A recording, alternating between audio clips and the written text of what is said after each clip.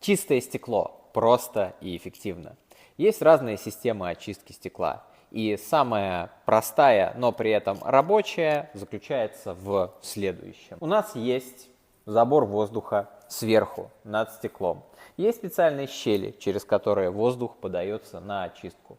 Этот воздух проходит через нагретую пластину, через эти щели, дальше на стекло, и подается потоком на очистку стекла. Чем хороша такая система?